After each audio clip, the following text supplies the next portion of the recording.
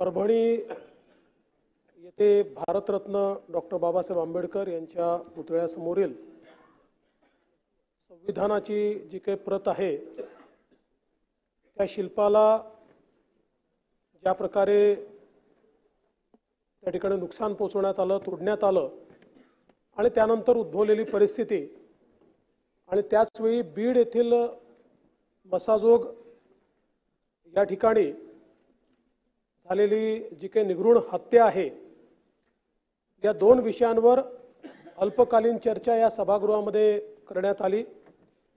या चर्चेमध्ये सन्माननीय श्री नितीन राऊत साहेब, श्रीमती नमिताताई मुंदडा, श्री राजकुमारजी बडोले, सन्माननीय डॉक्टर राहुल पाटील, सन्माननीय श्री सुरेश धस जी, सन्माननीय श्री जितेंद्र आव्हाड जी, सन्माननीय श्री अभिमन्यु पवार जी, सन्माननीय नानाभाऊ पटोले जी, सन्माननीय संदीप क्षीरसागर जी, सन्माननीय विजय सिंह पंडित जी, सन्माननीय सुनील प्रभु जी, सन्माननीय अनिल देशमुख जी, सन्माननीय राजेश विटेकर जी, सन्माननीय राजू जी धोंड, सन्माननीय श्री सिद्धार्थ खरात, सन्माननीय श्रीमती ज्योति गायकवाड़, सन्माननीय बाबूराव कदम, सन्माननीय संजय जी मेश्राम, सन्माननीय श्री रोहित पवार, या सर्व सन्माननीय सदस्यांनी या ठिकाणी सहभाग घेतला आणि या घटनेच्या संदर्भात जी काही माहिती त्यांच्याकडे आहे किंवा जी काही त्यांनी प्राप्त केली आहे, जी माध्यमात आली आहे,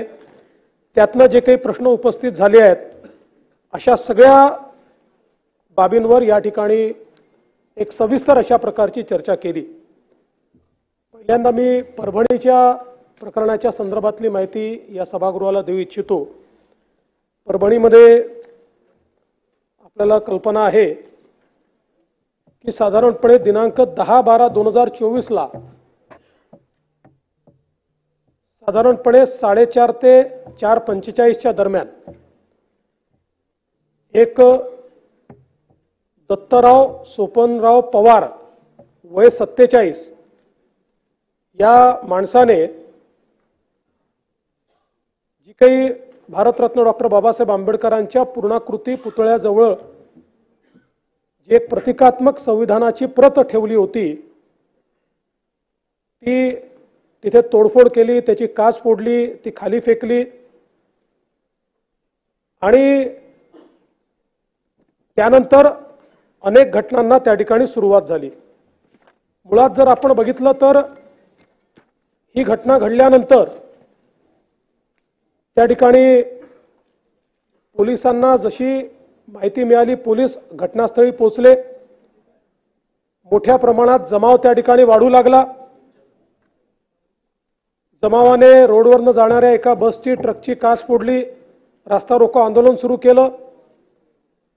मात्र त्यातल्या काही लोकांनी जिल्हाधिकाऱ्यांना फोन केला आणि त्यांना सांगितलं तुम्ही या ठिकाणी या।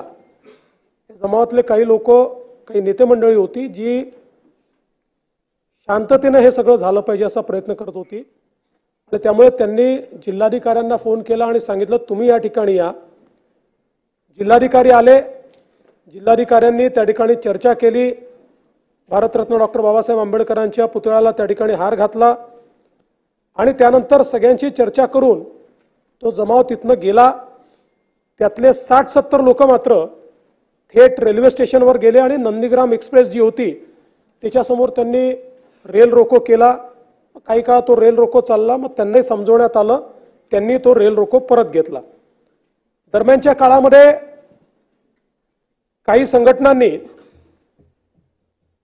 दुसऱ्या दिवशीचा परभणी शहर आणि जिल्हा बंद अशा प्रकारचा एक बंद पुकारला आणि हा बंद पुकारल्यानंतर हा शांततेत व्हावा म्हणून या सगळ्या संघटनांना पोलिसांनी शांतता मीटिंगला पाचारण केलं। जवळपास 70 ते 80 विविध संघटनांचे कार्यकर्ते या शांतता मीटिंगला हजर होते आणि त्याच्यामध्ये जागा ठरल्या, कुठे कार्यक्रम होतील, कुठे रास्ता रोको होईल, कशा प्रकारे निवेदन दिलं जाईल, त्या हिशोबाने पोलिसांनी देखील 19 फिक्स पॉइंट तयार केले आणि त्यानंतर 11 डिसेंबरला म्हणजे दुसऱ्या दिवशी ठरल्याप्रमाणे 7-8 ठिकाणी हा चक्काजाम आंदोलन सुरू झालं, शांततेत सुरू होतं आणि त्यातल्या 7 वेगवेगळ्या डेलिगेशन्सनी एक एक करून जिल्हाधिकाऱ्यांना भेटून शांतपणे आपली निवेदनं दिली आणि हा कार्यक्रम सुरू होता। या दरम्यान अचानक खानापूर फाटा, वसंतराव नाईक पुतळा, विसावा फाटा, गंगाखेड रोड या ठिकाणी काही आंदोलकांनी पहिल्यांदा टावर जाळण्याची सुरुवात केली। त्यानंतर 300-400 आंदोलक जमा झाले आणि या आंदोलकांनी मोठ्या प्रमाणात त्या ठिकाणी तोडफोड सुरू केली। मुळामध्ये ही घटना इतकी सिरियस होती की त्यामुळे व्यापाऱ्यांनी स्वतः त्या ठिकाणी बंद पाळलेला होता, कुठलंही दुकान उघडं नव्हतं। तथापि हा जो काही जमाव होता, हा जमाव बंद असलेल्या दुकानांची तोडफोड कर, त्यांचे सीसीटीव्ही फोड, बाहेर काहींच्या समोर तारा होत्या, वायर्स होत्या, त्या जाळण्याचं काम त्या ठिकाणी सुरू झालं आणि मग दिसेल ती मोटर त्या ठिकाणी जाळण्याचं काम झालं। मोठ्या प्रमाणात वेगवेगळ्या ज्या काही त्या ठिकाणी गाड्या होत्या त्या गाड्या जाळण्याचं काम झालं आणि हे सुरू असताना मग मात्र ही तोडफोड सुरू असताना पोलिसांनी तात्काळ त्या ठिकाणी 12 वाजता परभणीमध्ये आता जो काही नवीन कलम आहे 163 भाग नाग त्यानुसार जमावबंदी घोषित केली। पण याची उग्रता वाढत होती। ती उग्रता वाढत असताना पोलिसांनी त्या ठिकाणी अश्रुधुराचा वापर केला, लाठीचार्ज देखील त्या ठिकाणी केला आणि सगळ्यांना पांगवण्याचा प्रयत्न केला। यावेळी काही महिला होत्या, ज्या महिलांनी जिल्हाधिकारी कार्यालयामध्ये प्रवेश केला आणि मोठ्या प्रमाणात जिल्हाधिकारी कार्यालयात तोडफोड केली, काचा फोडल्या, त्या ठिकाणचे खुर्च्या फेकल्या, जिल्हाधिकाऱ्याच्या फायली फेकल्या। परंतु जिल्हाधिकाऱ्याने देखील अतिशय संयमाने कोणाशी दुर्व्यवहार न करता त्या ठिकाणी सगळी परिस्थिती हाताळली आणि यानंतर ज्यावेळी बाहेरून कुमक आली, SRPF आपण आणली, त्यानंतर मात्र सगळा जमाव शांत झाला आणि या संदर्भात एक प्रकारे शांतता प्रस्थापित झाली। या दरम्यान कुठले कुठले गुन्हे दाखल झाले हे आपण स्वतः वाचून दाखवले आहेत, त्यामुळे मी पुन्हा वाचून दाखवणार नाही। पण एकूण जे काही दगडफेक करणारे, जाळपोळ करणारे आहेत, यातल्या 51 लोकांना त्या ठिकाणी पोलिसांनी ताब्यात घेतलं। यामध्ये 42 पुरुष, 3 महिला आणि 6 विधी संघर्षित बालकांचा समावेश होता। या 43 पुरुषांना 3 गुन्ह्यांमध्ये अटक करण्यात आली। महिला आणि बालकांना अटक करण्यात आली नाही। महिलांना नोटीस देण्यात आली आणि घरी सोडून देण्यात आलं, त्यांच्यावर कुठलीही कारवाई या ठिकाणी करण्यात आली नाही। साधारणपणे हे जे काही अटक सत्र आहे हे 6 वाजेपर्यंत चालू होतं। 6 वाजेनंतर कुठलंही अटक सत्र या ठिकाणी करण्यात आलं नाही आणि या अटक सत्राच्या दरम्यान साधारणपणे जे लोक या ठिकाणी व्हिडिओ फुटेजमध्ये तोडफोड करताना दिसत आहेत, कोणालाही मास्क वगैरे काही नाहीये, चेहरे सगळ्यांचे खुले आहेत आणि खुल्या चेहऱ्याने त्या ठिकाणी लाठ्या काठ्या घेऊन गाड्यांची तोडफोड करतायत, दुकानांची तोडफोड करतायत। अशा लोकांवर ही कारवाई जी आहे ती या ठिकाणी करण्यात आलेली आहे।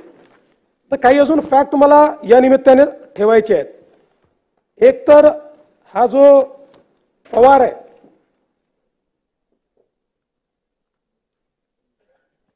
जो काही आरोपी आहे, हा आरोपी मनोरुग्ण आहे। 2012 पासून त्याच्यावर ट्रीटमेंट चाललेली आहे आणि त्या दिवशी खरं म्हणजे त्याचा रिपोर्ट माझ्याकडे आहे। हा खरंच मनोरुग्ण आहे की नाही याच्याकरता 4 डॉक्टरची समिती तयार करण्यात आली होती आणि या 4 डॉक्टरच्या समितीमध्ये हे सगळे सायकियाट्री विभागाचे 4ही डॉक्टर आहेत. एक त्यातले हेड ऑफ द डिपार्टमेंट आहेत.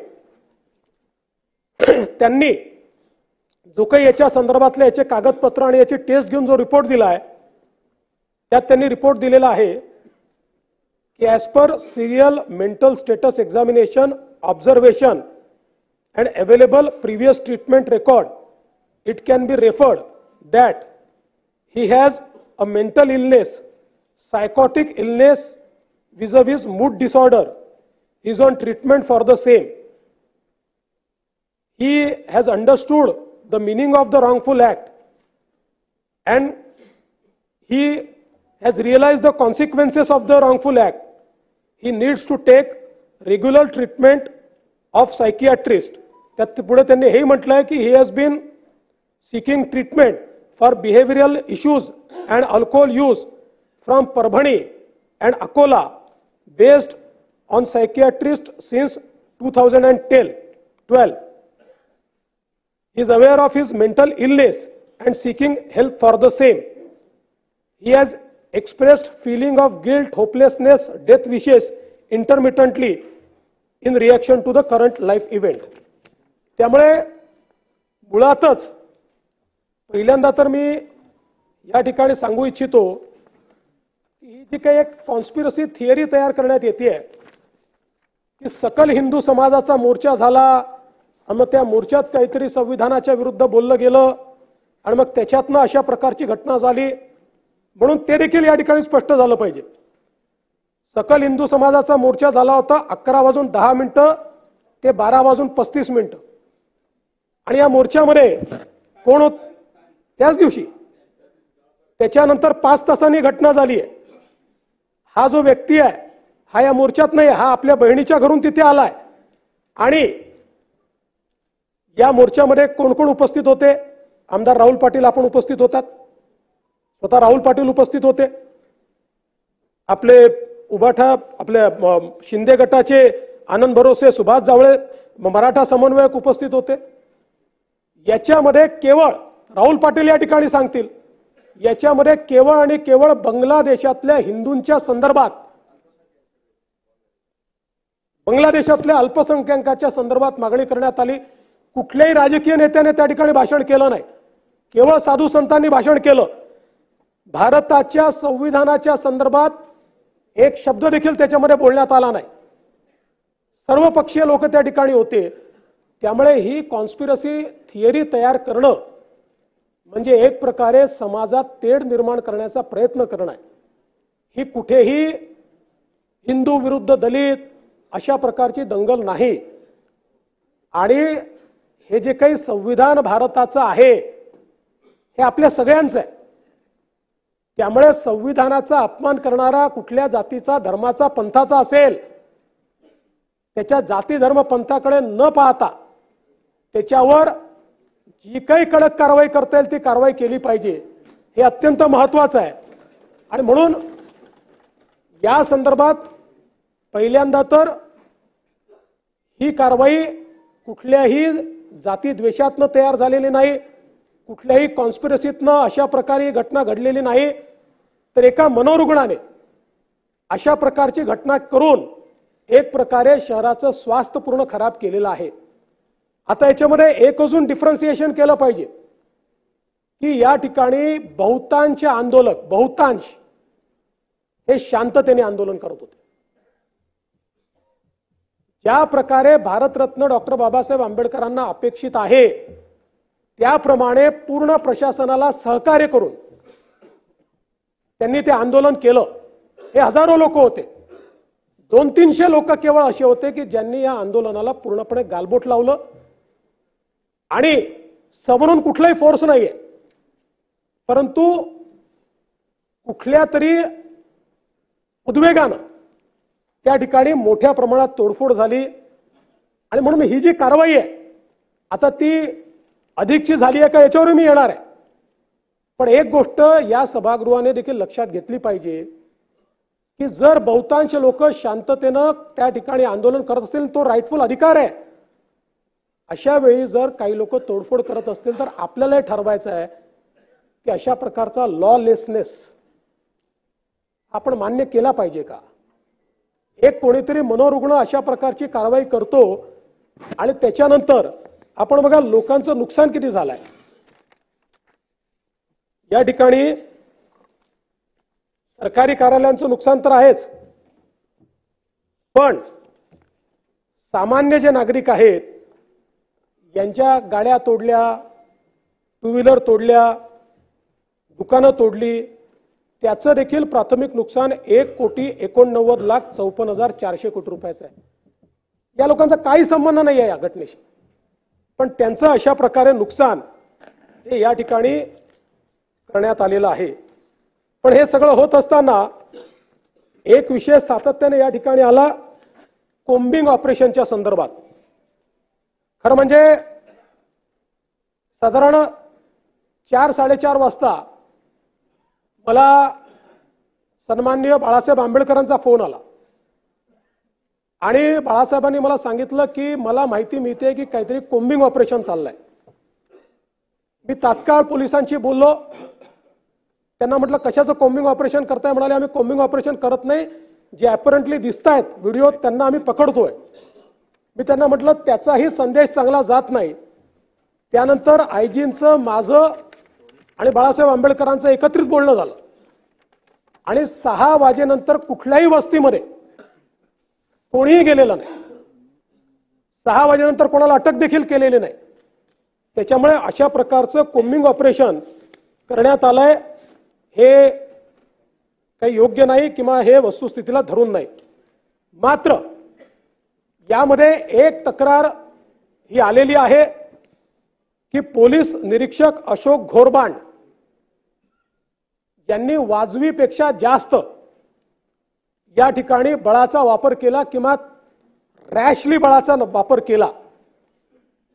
निश्चितपणे याची चौकशी केली जाईल आणि चौकशी होतपर्यंत अशोक घोरबांड यांना त्या ठिकाणी सस्पेंड केलं जाईल आणि त्यांना सस्पेंड करून याची चौकशी पूर्णपणे केली जाईल की त्यांनी वाजवीपेक्षा अधिक अशा प्रकारचा या ठिकाणी बळाचा वापर केला आहे का. दुसरा एक मुद्दा या ठिकाणी आला, वत्सलाबाई मानवते या महिलेला मारहाण करण्यात आली. मुळामध्ये ही जर घटना आपण बघितली तर या ज्या आमच्या भगिनी आहेत वत्सलाबाई या हायपर ॲग्रेसिव्ह होत्या आणि त्या ॲग्रेशन मध्ये त्यांनी आपल्या एका महिला कॉन्स्टेबलवर हल्ला केला. त्याचे सर्व साक्षी पुरावे आहेत आणि त्या महिला कॉन्स्टेबल ऍडमिट आहेत आणि त्याही मागासवर्गीय भटक्या विमुक्त आहेत. म्हणजे आपण पोलिसांची जात पाहत नाही. आणि त्याच्यानंतर तो हल्ला झाल्यानंतर शेवटी अशा प्रकारे जर कोणी मोठ्या प्रमाणात आक्रमक होत असेल तर पोलिसांना, महिला पोलीस होत्या, त्यांना जबरदस्ती उचलून गाडीत बसवून न्यावं लागलं. कारण पोलिसांवरच जर हल्ला झाला तर पोलिसांनी इतरांची सुरक्षा कशी करायची. आणि म्हणून या संदर्भात निश्चितपणे मला असं वाटतं की ही जी काही बाब आहे ती अत्यंत महत्त्वाची आहे. यासोबत जो काही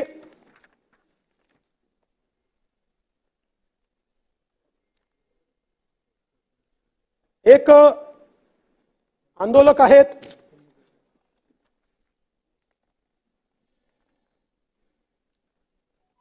सोमनाथ व्यंकट सूर्यवंशी. हे सोमनाथ व्यंकट सूर्यवंशी जे आहेत हे लॉचं शिक्षण घेत होते. साधारण मूळ हे लातूर जिल्ह्यातले आहेत. त्या ठिकाणी त्यांचा परिवार आहे. पुण्यामध्ये आले, मग परभणीमध्ये शिक्षण घेत आहेत. यांच्या सूर्यवंशींच्या संदर्भात वस्तुस्थिती अशी आहे की ज्यावेळी सगळी जाळपोळ चालू होती त्यावेळी जाळपोळीच्या व्हिडिओमध्ये जी मंडळी दिसतात त्यांना अटक करण्यात आली. त्यात सूर्यवंशींना अटक करण्यात आली होती. त्यानंतर 2 वेळा मॅजिस्ट्रेट पुढे त्यांना उभं करण्यात आलं. मॅजिस्ट्रेटने लिहिलेलं माझ्याकडे जो काही ऑर्डर पास करतात त्या ऑर्डरची कॉपी आहे ती मी आपल्याला देतो. दोन्ही वेळा मॅजिस्ट्रेटने त्यांना क्लिअर कट विचारलेलं आहे की पोलिसांनी कुठला थर्ड डिग्रीचा वापर केला आहे का, पोलिसांनी तुम्हाला मारहाण केली आहे का. त्यांनी सांगितलं कुठली मारहाण मला झालेली नाही. ते पूर्ण वेळ पोलीस कस्टडीत असतानाचे व्हिडिओ फुटेज उपलब्ध आहेत, अनएडिटेड 100%. त्या पूर्ण व्हिडिओ फुटेजमध्ये कुठेही त्यांना मारहाण केल्याचं दिसत नाही. आणि आपण पोस्टमॉर्टम रिपोर्टचं पहिलं पान सगळ्यांनी वाचलं, पण त्यासोबत त्यांची जी मेडिकल एक्झामिनेशन आहे त्या मेडिकल एक्झामिनेशन मध्ये लिहिलेलं आहे की त्यांना सीओपीडी म्हणजे श्वसनाचा दुर्धर आजार आहे आणि ब्रेथलेसनेस आहे असं त्यांच्या मेडिकल एक्झामिनेशन मध्ये लिहिलेलं आहे. दुसरं, त्यांच्या मेडिकल एक्झामिनेशन मध्ये त्यांच्या ज्या जुना जखमा आहेत त्याचा देखील उल्लेख आहे. त्यांचा इथला बोन तुटलेला होता, तो जुना होता, त्यांनी सांगितलं, त्याचा देखील उल्लेख हा त्याच्यामध्ये आहे. पोलीस कस्टडीतनं ज्यावेळेस ते एमसीआर मध्ये गेले त्यावेळेस एमसीआर मध्ये जेलमध्ये असताना सकाळच्या वेळी त्यांना जळजळत आहे म्हणून त्यांचा जो एक कैदी होता त्यांनी तक्रार केली. ती तक्रार केल्यानंतर त्यांना हॉस्पिटलमध्ये नेलं आणि हॉस्पिटलमध्ये नेल्यानंतर त्यांना मृत घोषित केलं. या संपूर्ण प्रकरणामध्ये अनेक शंका या तयार झालेल्या आहेत. पहिल्यांदा तर जरी त्या सगळ्या प्रकरणातले ते आरोपी असले तरी देखील गरीब समाजाचे आहेत, वडार समाजाचे आहेत, मागासवर्गीय आहेत आणि म्हणून पैशाने काही कोणाचा जीव परत येत नाही. तथापि त्यांच्या कुटुंबाला 10 लाख रुपयाची मदत ही राज्य सरकारच्या वतीनं केली जाईल. आणि ज्या शंका उपस्थित झाल्या शेवटी शंका जर उपस्थित झाल्या असतील तर त्याचं निरसन झालं पाहिजे, केवळ एकतर्फी होऊन चालणार नाही. आणि म्हणून या सगळ्या प्रकरणाची न्यायालयीन चौकशी ही केली जाईल. आणि ही करत असताना नानाभाऊ आपल्यालाही सांगतो आणि नितीन राऊत साहेब आपल्यालाही सांगतो, 1998 नंतर माननीय उच्च न्यायालयाने निर्णय घेतला की न्यायालयीन चौकशी करता आम्ही सिटिंग जज देणार नाही. आपण त्यांना पत्र पाठवतो, ते रिटायर्ड जजची नावं पाठवतात, त्याच्यावरच आपण न्यायालयीन चौकशी करतो. तशा प्रकारे जे काही संशय याच्यात तयार झालेले आहेत त्या संशयाच्या संदर्भातली न्यायालयीन चौकशी ही निश्चितपणे केली जाईल. माझी या माध्यमातनं सगळ्यांना अपील आहे की काही लोकांना असं वाटतं की या राज्यामध्ये कायदा सुव्यवस्था राहू नये. काही अशा शक्ती आहेत की ज्या जाती जातीमध्ये दंगे पसरवण्याचा प्रयत्न करतात. पण मुळामध्ये संविधान सगळ्यांचं आहे आणि त्यामुळे संविधानाच्या संदर्भातला झालेला अपमान हा प्रत्येक भारतीयाचा अपमान आहे. याला कुठल्या जाती धर्माशी जोडून आपण जर त्यात भेद निर्माण करू लागलो तर मला असं वाटतं की मग आपल्यापैकी कोणीही भारतरत्न डॉक्टर बाबासाहेब आंबेडकरांच्या नाव घेण्याची लायकी ठेवणार असणार नाही. आपल्याला या ठिकाणी हे लक्षात घेतलं पाहिजे. आणि विशेषतः आमच्यासारख्या तुमच्यासारख्या सगळ्या राजकीय नेत्यांनी अशा प्रकरणांमध्ये संयमाने जेवढ्या लवकर तणाव कमी होऊ शकेल तो तणाव कमी करण्याचा प्रयत्न हा केला पाहिजे. एवढीच माझी या निमित्ताने अपील आहे.